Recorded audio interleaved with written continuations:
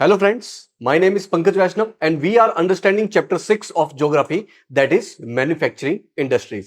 तो अभी तक इस चैप्टर में हम क्या क्या समझ चुके हैं। सबसे पहले हमने देखा मैन्युफैक्चरिंग क्या होता है, मैन्युफैक्चरिंग की इंपॉर्टेंस क्या है किसी भी देश की इकोनॉमी और उसके डेवलपमेंट में, और अलग अलग बेसिस पर हमने मैन्युफैक्चरिंग इंडस्ट्रीज का क्लासिफिकेशन भी समझा था। उसके बाद हमने कुछ इंपॉर्टेंट एग्रो बेस्ड इंडस्ट्रीज के बारे में बातें की। आज के पार्ट में हमें कुछ इंपॉर्टेंट मिनरल बेस्ड इंडस्ट्रीज के बारे में बात करनी है। तो आज के पार्ट से अपनी कॉम्पिटेंसी क्या डेवलप होगी, हम समझ पाएंगे कि अलग अलग इंडस्ट्रीज का किसी भी इकोनॉमी में, किसी भी देश के डेवलपमेंट में क्या इंपैक्ट होता है, क्या इंपॉर्टेंस होती है। तो शुरू करते हैं कुछ इंपॉर्टेंट मिनरल बेस्ड इंडस्ट्रीज को समझते हैं। हमने बेसिकली रॉ मटेरियल पर आधारित, रॉ मटेरियल के बेसिस पर इंडस्ट्रीज का क्लासिफिकेशन देखा था। एक होता है एग्रो बेस्ड इंडस्ट्री और दूसरा है mineral based industry. Agro based industry का रॉ मटेरियल एग्रीकल्चर से आता है। एग्रो बेस्ड इंडस्ट्रीज के बारे में हमने पिछले पार्ट में समझ लिया था। आज के पार्ट में हमें मिनरल बेस्ड इंडस्ट्रीज को समझना है। तो मिनरल बेस्ड इंडस्ट्रीज क्या होती है? मिनरल बेस्ड इंडस्ट्रीज वो होती है जिनका रॉ मटेरियल मिनरल्स होते हैं या मेटल्स होते हैं, जिनको हम बेसिकली माइनिंग के माध्यम से प्राप्त करते हैं। जैसे कि आयरन एंड स्टील इंडस्ट्री। भाई आयरन एंड स्टील इंडस्ट्री का रॉ मटेरियल क्या होगा? आयरन ओर होगा। आयरन ओर कहां से आएगा? माइनिंग से आएगा। तो वो इंडस्ट्रीज जिनका रॉ मटेरियल मिनरल्स या मेटल्स होते हैं वो मिनरल बेस्ड इंडस्ट्री के अंतर्गत आ जाएंगे। तो these industries use minerals and metals as raw material, for example iron and steel industry and aluminium smelting. इसके अलावा बहुत सारे इंडस्ट्रीज है जो कि मिनरल बेस्ड इंडस्ट्रीज के अंतर्गत आती है। इनका रॉ मटेरियल जो है वो माइनिंग से हम प्राप्त करते हैं। इसमें सबसे इंपॉर्टेंट इंडस्ट्री है iron and steel industry. Iron and steel industry मैंने बताया आपको, रॉ मटेरियल आयरन ओर और थोड़ा बहुत मैग्नीज है। ये माइनिंग से प्राप्त होते हैं, ये मिनरल्स है, इसीलिए इसे मिनरल बेस्ड इंडस्ट्री के अंदर हम पढ़ते हैं। ये जो आयरन एंड स्टील इंडस्ट्री है वो एक बेसिक इंडस्ट्री है। बेसिक इंडस्ट्री का मतलब क्या हो गया कि आयरन एंड स्टील इंडस्ट्री जो है वो दूसरे इंडस्ट्रीज के लिए रॉ मटेरियल प्रोवाइड करवाती है। भाई लगभग सभी इंडस्ट्रीज में इक्विपमेंट्स चाहिए होते हैं, मशीनरी चाहिए होती है, और मशीनरी बड़े तौर पर, इक्विपमेंट्स बड़े तौर पर आयरन एंड स्टील से ही बनते हैं। और आयरन और स्टील कौन प्रोवाइड करवाता है? ये iron and steel industry he provide करवाता है। तो आयरन एंड स्टील इंडस्ट्री जो है वो एक बेसिक इंडस्ट्री के अंतर्गत आता है। साथ ही आयरन एंड स्टील इंडस्ट्री एक हैवी इंडस्ट्री है। हैवी इंडस्ट्री मतलब वो इंडस्ट्री जिसका रॉ मटेरियल भी बहुत हैवी है, बल्कि है, और जो फाइनल प्रोडक्ट भी बहुत ज्यादा हैवी और बल्कि बनाते हैं। इसीलिए आयरन एंड स्टील इंडस्ट्री के अंतर्गत ट्रांसपोर्टेशन कॉस्ट जो होता है वो बहुत ज्यादा होता है, क्योंकि इसका रॉ मटेरियल और फाइनल प्रोडक्ट दोनों ही बहुत ज्यादा हैवी है, बहुत ज्यादा बल्कि है। तो आयरन एंड स्टील इंडस्ट्री एक बेसिक इंडस्ट्री है। All the other industries depend on it for their machinery. तो बाकी जो इंडस्ट्री जिनमें हम बड़ी मात्रा में मशीनरी और इक्विपमेंट का यूज करते हैं, वो मशीनरी और इक्विपमेंट किससे बनते हैं? आयरन एंड स्टील से। तो आयरन एंड स्टील जो है वो एक बेसिक इंडस्ट्री के अंतर्गत आती है।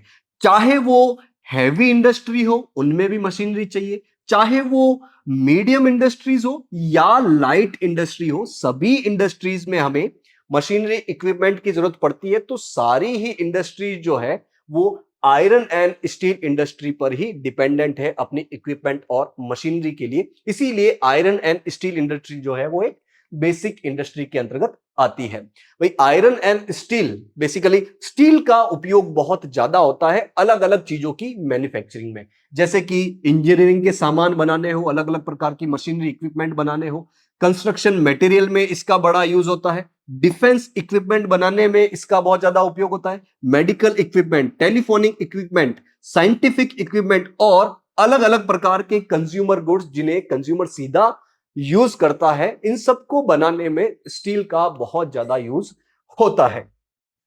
इनफैक्ट किसी भी कंट्री के डेवलपमेंट को नापने के लिए हम ये देखते हैं कि उस कंट्री में स्टील का कितना प्रोडक्शन हो रहा है और स्टील का कितना कंजम्पशन हो रहा है। यानी कि यदि हम इंडिया का डेवलपमेंट इंडेक्स देखना चाहे तो हमें यह देखना पड़ेगा कि इंडिया में स्टील का कितना प्रोडक्शन हो रहा है और स्टील का कितना ज्यादा कंजप्शन हो रहा है।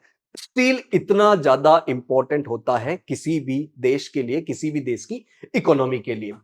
आयरन एंड स्टील इंडस्ट्री जो है वो एक हैवी इंडस्ट्री है। क्यों? क्योंकि इसका जो रॉ मटेरियल है वो भी बहुत हैवी है, बल्कि है, और इसका जो फाइनल प्रोडक्ट बनते हैं वो भी बहुत हैवी और बल्कि होते हैं। इसीलिए इस इंडस्ट्री में जो ट्रांसपोर्टेशन कॉस्ट होता है, रॉ मटेरियल और फाइनल प्रोडक्ट को एक जगह से दूसरी जगह पर ले जाने का जो कॉस्ट आता है वो बहुत ज्यादा होता है, बहुत ज्यादा महंगा पड़ता है। इसके लिए क्या क्या रिक्वायरमेंट होती है बेसिकली स्टील इंडस्ट्री के लिए? एक तो आयरन ओर जिसको हम जमीन से निकालते हैं, इसके अलावा कोकिंग कोल और लाइमस्टोन की जरूरत पड़ती है। इसका रेशियो भी दिया गया है 4:2:1। आयरन ओर 4x चाहिए, कोकिंग कोल जो है वो 2x चाहिए और लाइमस्टोन जो है वो 1x चाहिए बेसिकली स्टील को बनाने के लिए। साथ ही स्टील को हार्ड करने के लिए हमें कुछ क्वांटिटी में मैग्नीज की जरूरत भी पड़ती है। इसे आप ध्यान रखिए। मैग्नीज का जो बेसिक यूज है वो आयरन से स्टील बनाने में ही किया जाता है। ये जो फिनिश्ड प्रोडक्ट्स हैं वो अच्छे ट्रांसपोर्टेशन भी मांगते हैं। इस आयरन एंड स्टील इंडस्ट्री से जो फिनिश्ड प्रोडक्ट बनते हैं, जो फाइनल प्रोडक्ट बनते हैं, उनको एक जगह से दूसरी जगह पर जाने के लिए अच्छा ट्रांसपोर्ट नेटवर्क होना चाहिए। तो finished products also need an efficient transport network for their distribution to the market and consumer. तो इनके फिनिश्ड प्रोडक्ट को एक जगह से दूसरी जगह पर जाने के लिए बेसिकली जहां पे इसका प्रोडक्शन होता है वहां से लेकर, जहां इसका प्रोसेसिंग होता है वहां से लेकर मार्केट और कंज्यूमर यहां तक पहुंचने के लिए अच्छे ट्रांसपोर्ट नेटवर्क की जरूरत पड़ती है। अब इंडिया में बात की जाए तो इस आयरन एंड स्टील इंडस्ट्री के लिए एक इंपॉर्टेंट रीजन है, सबसे इंपॉर्टेंट रीजन है, वो है छोटा नागपुर प्लेटू रीजन, जो कि बेसिकली झारखंड, छत्तीसगढ़, उड़ीसा, वेस्ट बंगाल, बिहार, इन स्टेट्स में हमें देखने को मिलता है। तो यहां पर आयरन और बड़ी मात्रा में मिलने की वजह से इंडिया के लिए आयरन और स्टील इंडस्ट्री के लिए एक इंपॉर्टेंट रीजन ये बन जाता है। तो यहां पर maximum concentration of iron and steel industry है, क्योंकि यहां पर जो रॉ मटेरियल है, जो आयरन हो रहे हैं, वो बड़ी मात्रा में देखने को मिल जाएगा। This region has special advantages for the development for this industry. इस रीजन में बहुत सारे एडवांटेज है जिसकी वजह से यहां पर आयरन एंड स्टील इंडस्ट्री का बहुत ज्यादा डेवलपमेंट हमें देखने को मिलता है। कौन कौन से एडवांटेजेस है? एक तो यहां पर हाई ग्रेड रॉ मटेरियल देखने को मिल जाएगा आसपास एरिया में, जो झारखंड वाला एरिया है, छत्तीसगढ़ वाला एरिया है, उड़ीसा वाला एरिया है, यहां पर अच्छा रॉ मटेरियल हमें देखने को मिल जाएगा। और पास में ही रॉ मटेरियल यानी कि आयरन ओर देखने को मिल रहा है, यानी कि जो इनपुट कॉस्ट है वो भी कम लगेगी। साथ ही इस एरिया में लेबर भी चीप मिल जाते हैं और साथ ही आसपास जो मार्केट है वो भी अच्छा खासा डेवलप्ड है इस स्टील एंड आयरन इंडस्ट्री के लिए। तो अगर बात करें अपने प्यारे देश भारत की, तो यहां पर आयरन एंड स्टील के प्लांट्स जो है वो बेसिकली इस छोटा नागपुर प्लेटू रीजन में देखने को मिलते हैं। स्टेट्स की बात करें तो उड़ीसा, झारखंड, छत्तीसगढ़, वेस्ट बंगाल, इसके अलावा नीचे कर्नाटक, तमिलनाडु, आंध्र प्रदेश, यहां पर भी आपको आयरन एंड स्टील के अच्छे खासे प्लांट्स देखने को मिल जाएंगे। नेक्स्ट मिनरल बेस्ड इंडस्ट्रीज है एल्यूमिनियम स्मेल्टिंग। बेसिकली एल्यूमिनियम बनाना बॉक्साइट से। भाई बॉक्साइट जो है वो एक मिनरल है, माइनिंग से हम प्राप्त करते हैं। बॉक्साइट से एल्यूमिना बनाया जाता है और एल्यूमिना से फिर एल्यूमिनियम बनाया जाता है। ये जो एल्यूमिनियम स्मेल्टिंग इंडस्ट्री है ये second most important metallurgical industry in India है। भारत में second most important metallurgical industry जो है वो एल्यूमिनियम स्मेल्टिंग ही है। एल्यूमिनियम जो है उसके कुछ एडवांटेजेस है, जैसे कि ये हल्का होता है, लाइट होता है, इसमें कोरोजन नहीं लगता है, रेजिस्टेंट टू कोरोजन होता है, ये हीट और इलेक्ट्रिसिटी का अच्छा कंडक्टर होता है, ये मेलिएबल है, मतलब इसको पीट पीट कर आप शीट के रूप में बदल सकते हैं, और साथ ही इसको जब दूसरे मेटल के साथ मिक्स किया जाता है तो ये बहुत ज्यादा स्ट्रांग हो जाता है। इसीलिए इसको एयरक्राफ्ट बनाने में, अलग अलग बर्तन बनाने में, इलेक्ट्रिकल इक्विपमेंट में वायर्स बनाने में इस एल्यूमिनियम का बहुत ज्यादा यूज लिया जाता है, और ये वर्तमान समय में बहुत ज्यादा पॉपुलर हो चुका है, और धीरे धीरे ये जो दूसरी चीजें हैं उसको रिप्लेस भी कर रहा है। जैसे कि स्टील की बात की जाए, कॉपर की बात की जाए, जिंक की बात की जाए, लेड की भी बात की जाए, अलग अलग इंडस्ट्री में इनका सब्स्टिट्यूट बना हुआ है ये एल्यूमिनियम। तो एल्यूमिनियम वर्तमान समय में बहुत ज्यादा पॉपुलर होता जा रहा है। बात करते हैं एल्यूमिनियम स्मेल्टिंग प्लांट्स बेसिकली कौन कौन से स्टेट्स में है, तो उड़ीसा, वेस्ट बंगाल, छत्तीसगढ़, उत्तर प्रदेश, महाराष्ट्र, नीचे केरल, तमिलनाडु, यहां पर आपको एल्यूमिनियम स्मेल्टिंग प्लांट्स देखने को मिल जाएंगे। मैंने आपको बताया कि एल्यूमिनियम बनाया किससे जाता है, बॉक्साइट से। बॉक्साइट कहां से मिलता है, हमें जमीन के अंदर से माइनिंग के माध्यम से। तो बॉक्साइट से एल्यूमिना बनाया जाता है, एल्यूमिना से एल्यूमिनियम बनाया जाता है। तो ये एक रॉ मटेरियल है एल्यूमिनियम के स्मेल्टिंग के लिए, बहुत ज्यादा ये हैवी होता है, और साथ ही ये डार्क रेडिश कलर का एक रॉक टाइप की चीज होती है। देखते हैं prime factors for the location of this industry. ये जो एल्यूमिनियम स्मेल्टिंग इंडस्ट्री है उसके प्राइम फैक्टर कौन कौन से हैं। पहला है रेगुलर सप्लाई ऑफ इलेक्ट्रिसिटी। भाई इसके प्रोडक्शन में इलेक्ट्रिसिटी की बहुत ज्यादा जरूरत पड़ती है, इसीलिए इसके प्लांट्स बनाने के लिए हमें यह देखना पड़ेगा कि किसी एरिया में रेगुलर सप्लाई ऑफ इलेक्ट्रिसिटी है कि नहीं है। दूसरा है assured source of raw material at minimum cost. एक तो रेगुलर इलेक्ट्रिसिटी होनी चाहिए, साथ ही रेगुलर रॉ मटेरियल यहां पर प्रोवाइड होना चाहिए, और साथ ही बहुत ही मिनिमम कॉस्ट में यहां पर रॉ मटेरियल मिलना चाहिए, तभी हम उस जगह पर इस एल्यूमिनियम स्मेल्टिंग प्लांट्स को लगाएंगे। थर्ड इंडस्ट्री है chemical industry. In India it is fast growing and diversifying industry. तो भारत में केमिकल इंडस्ट्री जो है वो बहुत तेजी से ग्रो कर रही है, और अलग अलग प्रकार की केमिकल इंडस्ट्रीज बन रही है। It comprises both large and small scale manufacturing units. इसमें लार्ज मैन्युफैक्चरिंग इंडस्ट्रीज भी आएगी, स्मॉल मैन्युफैक्चरिंग इंडस्ट्रीज भी इसके अंतर्गत आती है। Rapid growth has been recorded in both inorganic and organic sector. तो चाहे ऑर्गेनिक केमिकल सेक्टर की बात की जाए या इनऑर्गेनिक केमिकल सेक्टर की बात की जाए, दोनों प्रकार की जो इंडस्ट्री है वो बहुत तेजी से ग्रोथ होती हुई हमें देखने को मिलती है। सबसे पहले बात कर लेते हैं इनऑर्गेनिक केमिकल्स की। इसमें सबसे पहले आता है सल्फ्यूरिक एसिड। सल्फ्यूरिक एसिड का बहुत ज्यादा अलग अलग चीजों को बनाने में यूज होता है, जैसे कि फर्टिलाइजर बनाने में, सिंथेटिक फाइबर्स बनाने में, प्लास्टिक बनाने में, एडेसिव बनाने में, पेंट्स बनाने में, डाइज स्टफ बनाने में इस सल्फ्यूरिक एसिड का बड़ी मात्रा में यूज होता है। नेक्स्ट है इसमें नाइट्रिक एसिड, इसके अलावा alkalis, soda S. Soda S का जो यूज है वो ग्लास बनाने में, सोप्स एंड डिटर्जेंट्स बनाने में, पेपर बनाने में बड़ी मात्रा में यूज होता है। साथ ही जो कास्टिक सोडा है वो भी एक इंपॉर्टेंट इनऑर्गेनिक केमिकल है, ये भी इंडस्ट्री रूप में बहुत ज्यादा डेवलप हुआ है। इनऑर्गेनिक केमिकल के बाद है ऑर्गेनिक केमिकल। ऑर्गेनिक केमिकल में सबसे इंपॉर्टेंट है पेट्रोकेमिकल, जिसका बहुत ज्यादा यूज है, वेरियस इंडस्ट्री में इसका यूज है, जैसे कि सिंथेटिक फाइबर बनाने में, सिंथेटिक रबड़ बनाने में, प्लास्टिक बनाने में, डाई स्टफ्स बनाने में, ड्रग्स में, फार्मास्यूटिकल्स में इस पेट्रोकेमिकल का बहुत ज्यादा यूज है। ये जो ऑर्गेनिक केमिकल प्लांट्स है वो बेसिकली जहां पर ऑयल रिफाइनरीज होती है, जहां पर मिनरल ऑयल आता है, पेट्रोलियम आता है और उसको साफ किया जाता है, रिफाइन किया जाता है, ऐसी ऑयल रिफाइनरी के आसपास हमें ऑर्गेनिक केमिकल प्लांट्स देखने को मिल जाएंगे। और साथ ही जो पेट्रोकेमिकल प्लांट्स है उसके आसपास भी हमें बहुत सारे ऑर्गेनिक केमिकल प्लांट्स देखने को मिल जाएंगे। तो ऑर्गेनिक केमिकल प्लांट्स हमें ऑयल रिफाइनरी और पेट्रोकेमिकल प्लांट्स के आसपास बड़ी मात्रा में देखने को मिल जाएंगे। The chemical industry is its own largest consumer. ये जो केमिकल इंडस्ट्रीज होती है वही आपस में एक दूसरे की बड़ी कंज्यूमर होती है। एक इंडस्ट्री है जो किसी और केमिकल का काम करती है, दूसरी इंडस्ट्री है जो किसी और केमिकल का काम करती है, तो आपस में ये एक दूसरे के कंज्यूमर होते हैं। किसी इंडस्ट्री में किसी केमिकल की जरूरत पड़ती है, किसी दूसरी इंडस्ट्री में किसी और केमिकल की जरूरत पड़ती है।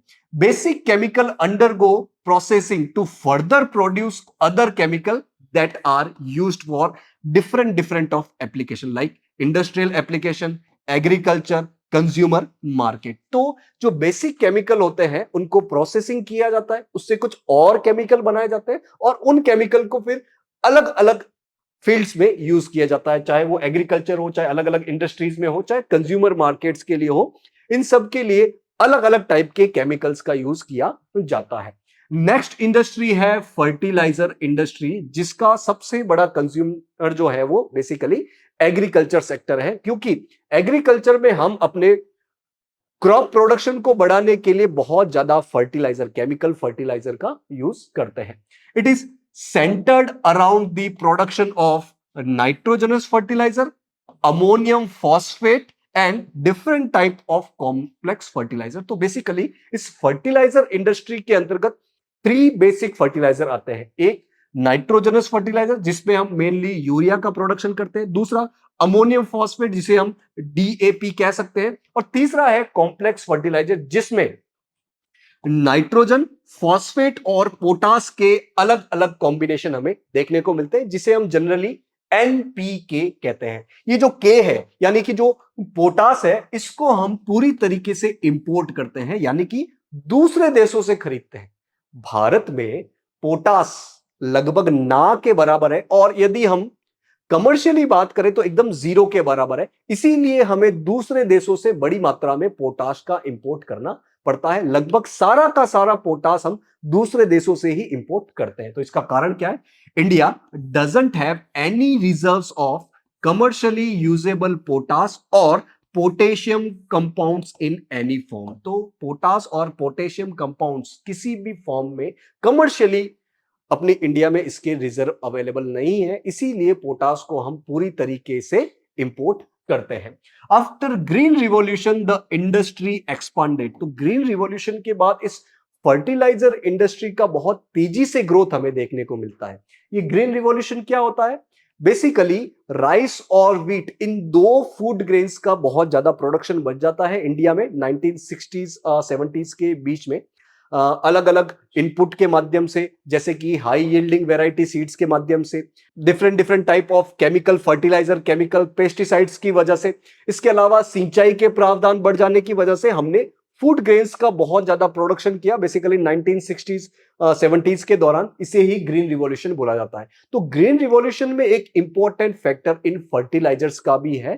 तो ग्रीन रिवॉल्यूशन के बाद इस फर्टिलाइजर इंडस्ट्री का बहुत तेजी से हमें ग्रोथ देखने को मिलता है। तो देखते हैं सिग्निफिकेंट प्रोड्यूसर कौन कौन से स्टेट्स हैं इंडिया में इन फर्टिलाइजर्स के। इसमें नाम आता है उत्तर प्रदेश का, पंजाब का, राजस्थान, गुजरात, मध्य प्रदेश, इधर बिहार, वेस्ट बंगाल, असम, नीचे उड़ीसा, आंध्र प्रदेश, महाराष्ट्र, नीचे कर्नाटका, गोवा, केरल, तमिलनाडु। यहां पर फर्टिलाइजर अच्छे से प्रोड्यूस होता है, बड़ी मात्रा में प्रोडक्शन होता है।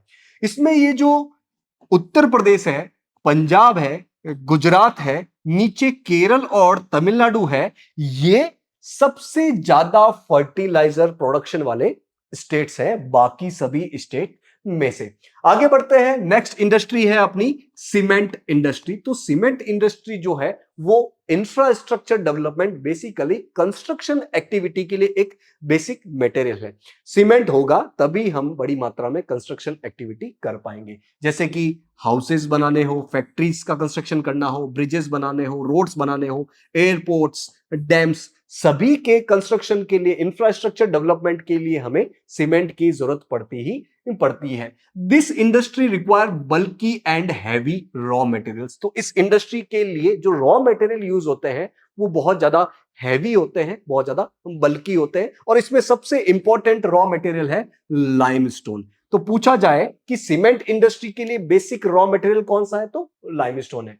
इसके अलावा सिलिका, जिप्सम, इन रॉ मटेरियल्स की भी जरूरत पड़ती है। इसके अलावा कोल की जरूरत पड़ती है, इलेक्ट्रिक पावर की जरूरत पड़ती है मशीनरी ऑपरेट करने के लिए, साथ ही रेल ट्रांसपोर्टेशन की जरूरत पड़ती है इस लाइमस्टोन को लाने के लिए और अलग अलग चीजों को यहां तक पहुंचाने के लिए। The industry has strategically located plants in Gujarat. तो गुजरात जो कि वेस्टर्न इंडिया की तरफ पड़ता है, वहां पर सीमेंट प्लांट्स स्ट्रेटेजिकली लोकेटेड है। यहां पर जो सीमेंट बनाया जाता है वो बड़ी मात्रा में गल्फ कंट्रीज को भेजा जाता है, क्योंकि गल्फ कंट्रीज में इंफ्रास्ट्रक्चर डेवलपमेंट, कंस्ट्रक्शन एक्टिविटी बहुत ज्यादा होती है और वहां पर सीमेंट की मांग बहुत ज्यादा है। नेक्स्ट इंडस्ट्री है ऑटोमोबाइल इंडस्ट्री। तो ऑटोमोबाइल इंडस्ट्री जो है वो बेसिकली व्हीकल्स का प्रोडक्शन करती है, और ये व्हीकल्स जो है वो गुड्स और पैसेंजर को एक जगह से दूसरी जगह पर जाने के लिए, यानी कि ट्रांसपोर्टेशन के लिए आवश्यक होते हैं। तो automobile provides vehicle for quick transport of goods and passengers. After the liberalization, ये लिबरलाइजेशन क्या है? 1991 में इंडिया अपनी इकोनॉमी में कुछ चेंजेस करता है, जिसे हम एलपीजी रिफॉर्म्स के नाम से जानते हैं। एल मतलब लिबरलाइजेशन, पी मतलब प्राइवेटाइजेशन, जी मतलब ग्लोबलाइजेशन। एक तरीके से ऐसे समझिए कि इकोनॉमी को पहले जो कस के पकड़ा हुआ था उसमें थोड़ा सा ढील दी जाती है, जो रूल्स रेगुलेशन है वो थोड़े इजी किए जाते हैं, इंडस्ट्रीज को सपोर्ट करने वाले किए जाते हैं। तो इस लिबरलाइजेशन के बाद coming in of new and contemporary models stimulated the demand for vehicles in the market. तो इस लिबरलाइजेशन के बाद व्हीकल्स की मार्केट में बहुत ज्यादा डिमांड बढ़ जाती है, अलग अलग सेक्टर से व्हीकल्स की बहुत ज्यादा डिमांड आ जाती है। तो it led to the healthy growth of the industry. तो लिबरलाइजेशन के बाद इस व्हीकल्स की डिमांड बढ़ने की वजह से ये जो ऑटोमोबाइल इंडस्ट्री है वो बहुत अच्छे से ग्रो करने लगती है। चाहे इसमें हम पैसेंजर कार्स की बात करें, टू व्हीलर्स की बात करें, थ्री व्हीलर्स की बात करें, बेसिक जो ऑटोमोबाइल इंडस्ट्री का ग्रोथ हमें देखने को मिलता है वो लिबरलाइजेशन यानी कि 1991 के बाद ही देखने को मिलता है। तो ये जो ऑटोमोबाइल इंडस्ट्री है बेसिकली कहां पर लोकेटेड है? दिल्ली, गुरुग्राम, मुंबई, पुणे, चेन्नई, कोलकाता, लखनऊ, इंदौर, हैदराबाद, जमशेदपुर, बेंगलुरु, बेसिकली जो बड़े बड़े महानगर हैं, मेगा सिटीज है, वहां पर ऑटोमोबाइल इंडस्ट्री बेसिकली लोकेटेड है। आगे बढ़ते हैं, एक और इंडस्ट्री के बारे में समझते हैं, वो है information technology and electronic industry. Electronics industry cover a wide range of product. तो इस इंडस्ट्री के अंतर्गत अलग अलग प्रकार के बहुत सारे प्रोडक्ट हमें देखने को मिलते हैं, जिसको हम आम जिंदगी में बड़ी तौर पर अपने आसपास देख सकते हैं। जैसे कि ट्रांजिस्टर सेट्स हैं, जो कि लगभग हर इलेक्ट्रॉनिक इक्विपमेंट में हमें देखने को मिल जाएगा। इसके अलावा टेलीविजन, टेलीफोन, रेडार, कंप्यूटर्स और अलग अलग जो टेलीकम्युनिकेशन के इक्विपमेंट है वो सभी इसी इंडस्ट्री के अंतर्गत ही प्रोड्यूस किए जाते हैं। कर्नाटका की जो कैपिटल है बेंगलुरु, उसे माना जाता है इलेक्ट्रॉनिक कैपिटल ऑफ इंडिया, क्योंकि ये एक इलेक्ट्रॉनिक हब है इंडिया का। यहां पर बड़ी मात्रा में इलेक्ट्रॉनिक्स का प्रोडक्शन होता है। तो पूछा जाए कि किसे इलेक्ट्रॉनिक कैपिटल ऑफ इंडिया माना जाता है, तो कर्नाटका की कैपिटल बेंगलुरु को। Important centres for the electronic goods. तो इलेक्ट्रॉनिक गुड के इंपॉर्टेंट सेंटर कौन कौन से हैं इंडिया में? मुंबई, दिल्ली, हैदराबाद, पुणे, चेन्नई, कोलकाता, लखनऊ, कोयंबटूर, ये इलेक्ट्रॉनिक आइटम के इंपॉर्टेंट सेंटर है, इंपॉर्टेंट हब है। इसके अलावा इस इंडस्ट्री के मेजर लोकेशन कहां कहां पर है? बेंगलुरु, नोएडा, मुंबई, चेन्नई, हैदराबाद, पुणे। तो बेसिकली जो मेगा सिटीज है, जो महानगर है, जो मेट्रो सिटीज है, वहां पर इलेक्ट्रॉनिक इंडस्ट्री बहुत तेजी से और बड़ी मात्रा में ग्रोथ होती हुई हमें देखने को मिलती है। इसका इंडस्ट्री का जो मेजर इंपैक्ट है वो है एम्प्लॉयमेंट जनरेशन। तो इस इंडस्ट्री में बड़ी मात्रा में लोग काम करते हैं। एम्प्लॉयमेंट जनरेशन की दृष्टि से एक बहुत इंपॉर्टेंट इंडस्ट्री है। Continuing growth in the hardware and software is the key to the success of IT industry in India. तो इंडिया में हार्डवेयर और सॉफ्टवेयर बहुत तेजी से ग्रोथ हो रहे हैं। उनके ग्रो होने की वजह से आईटी इंडस्ट्री बहुत तेजी से ग्रो हो रही है, बहुत ज्यादा सक्सेसफुल हो रही है। तो आज के पार्ट में हमने जो भी पढ़ा उससे अपनी लर्निंग आउटकम क्या रहती है? हमने अलग अलग टाइप के, डिफरेंट टाइप के मिनरल बेस्ड इंडस्ट्री को समझा और उनकी सिग्निफिकेंस को देखा।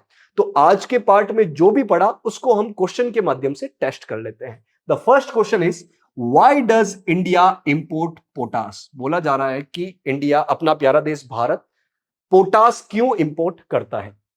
ए, high demand, B, high production cost in India, C, lack of commercially usable potash और potassium compounds, D, poor quality of Indian potash. तो हमने देखा था कि पोटास को एंटायरली, जितना भी पोटास हमको रिक्वायर होता है, पूरा का पूरा हम दूसरे देशों से इंपोर्ट करते हैं। इसका कारण क्या है? क्योंकि इंडिया में कमर्शियली यूजेबल पोटास और पोटेशियम कंपाउंड्स के रिजर्व्स की कमी है।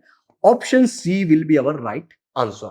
Next question, question number 2, where are organic chemical plants typically located? बोला जा रहा है कि ऑर्गेनिक केमिकल के जो प्लांट है वो जनरली टिपिकली कहां पर लोकेटेड होते हैं? A, near coal mines, B, near oil refineries और petrochemical plants, C, near iron ore mines, D, near cotton field. तो हमने देखा था कि ये जो ऑर्गेनिक केमिकल प्लांट्स है बेसिकली ऑयल रिफाइनरी और पेट्रोकेमिकल प्लांट्स के आसपास ही लोकेटेड होते हैं। Option B will be our right answer. Next question, question number 3, what is the main raw material used in aluminium smelting? बोला जा रहा है कि एल्यूमिनियम स्मेल्टिंग में बेसिक रॉ मटेरियल कौन सा यूज में आता है?